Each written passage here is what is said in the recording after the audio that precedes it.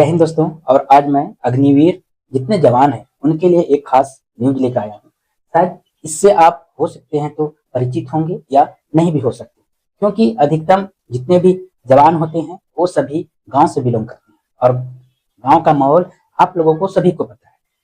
छोटा सा भी कहीं भी नौकरी या कहीं जॉब लग जाती है तो वहाँ का गांव का ऐसा माहौल है कि वहाँ पे आप लोगों को शादी का ऑफर आने लगता है, और शादी का ऑफर आने लगता है तो समझ लीजिए कि शादी गांव में हो ही जाता है। अगर यदि आपके पास 1 साल का नौकरी हो, 4 साल का नौकरी, उससे मायने नहीं रखता है। लेकिन अभी भी लोगों का माइंड में ये चलता है कि मेरा बच्चा 4 साल के लिए नहीं, फौज में भर्ती हुआ है। आप रील में बहुत सारे सोशल मीडिया में वीडियो भी देखे होंगे कि अग्निवीर जब सेलेक्टेड विद्यार्थी होते हैं, जो सिलेक्टेड कैंडिडेट होते हैं, उनको गाँव के लोग कितना प्यार देते हैं। उनको जो जब वो अपनी ड्यूटी पे जाते रहते हैं तो उनको कितने गांव के लोग भेजने के लिए फूल माला का स्वागत भी करते हैं, आप लोगों को सभी को पता होगा। तो सोच लीजिए कि ये बात निकल करके अबर आई है, जो आप लोगों का स्क्रीन में पेपर एक कटिंग दिख रहा है, उसमें साफ साफ कह दिया है कि अगर यदि आप अग्निवीर में अगर यदि आप भर्ती हुए हैं तो सेवा काल के अंतर्गत आप शादी नहीं कर सकते हैं। अब इससे कितना प्रभावित होंगे, लगभग लगभग जितने भी फर्स्ट बैच है जो 2022 में भर्ती हुए हैं, उनका कार्यकाल है वो 26 में इंड हो रहा है। अब 26 में इंड हो रहा है, तब सोच लीजिए कि वो लोग मुझे लगता है 25,000 के अप्रोक्स होंगे, अप्रोक्स हैं अग्निवीर। और 25,000 के अप्रोक्स में से सिर्फ इनको 25% को परमानेंट करना है, अस्थाई जिसको कहते हैं, अस्थाई करना है।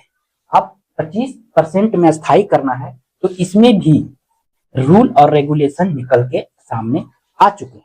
पहला रूल है कि आप क्या ये प्रश्नवाचक चिन्ह है कि सेवा काल में शादी कर सकते हैं, तो इसमें बड़ा वाला नो है, आप नहीं कर सकते। अगर यदि आपने सेवा काल के अंदर, अगर आपका भर्ती 2022 में हुआ है, 23, 24 और 25 में अगर यदि आपने शादी कर लिया होगा, या फिर 26 में शादी करने का अब सीजन शादी का स्टार्ट होने वाला, अगर यदि आपने सोचा भी होगा तो आप इसको भूल जाइए। अगर यदि आपको 25% में आना है तो आपको बिल्कुल शादी नहीं करना है। सोच लीजिए, अगर यदि शादी कर लेते तो आप इसके लिए एलिजिबल नहीं होंगे। 25% जो स्थायी होगा उसके लिए आप बिल्कुल एलिजिबल नहीं होंगे। यानी गवर्नमेंट का रूल के आधार पर आप जब तक स्थायी नौकरी में आ नहीं जाते हैं तब तक आप शादी नहीं कर सकते।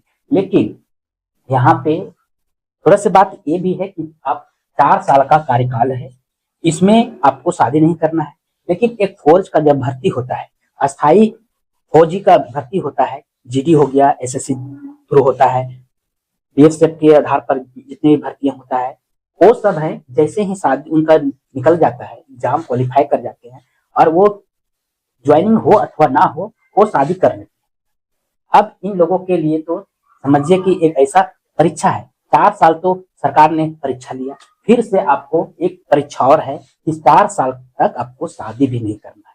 तो ये अग्निवीर के लिए कितना सही है, कितना गलत है, ये सबका फर्क तो आप लोगों के सामने ही रखा गया है। और आप लोग सभी जानते हैं कि ये कहीं ना कहीं हमारे फौजी भाइयों के लिए के साथ एक अन्याय नहीं है, ये बिल्कुल न्याय नहीं है, ये बिल्कुल अन्याय है और ऐसा बिल्कुल नहीं होना चाहिए।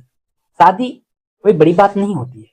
और आप लोग ये भी जानते हैं कि जो उम्र में 21 के साल के उम्र में जो जितने भी जवान 18 साल में या फिर अपने फौज में बहाल होते हैं, उनको देखिएगा कि जैसे ही फौज में बहाल होते हैं कि नहीं को ट्रेनिंग कंप्लीट हुआ है या नहीं, उनका शादी भी हो जाता है, उससे कोई दिक्कत नहीं। लेकिन आप यहाँ जब तक अस्थाई में नहीं जाइएगा, आपको शादी बिल्कुल नहीं करना है। तो आप देख लीजिए, न्यूज है और कहाँ तक ये सही है, कहाँ तक गलत है, ये आप लोग के सामने सच के रूप में दिखाया गया है। इसके आगे तो मैं कुछ बोल नहीं सकता हूँ। अगर यदि आप लोग इसके बारे में क्या सोचते हैं जरूर बताइएगा। तब तक के लिए जय हिंद।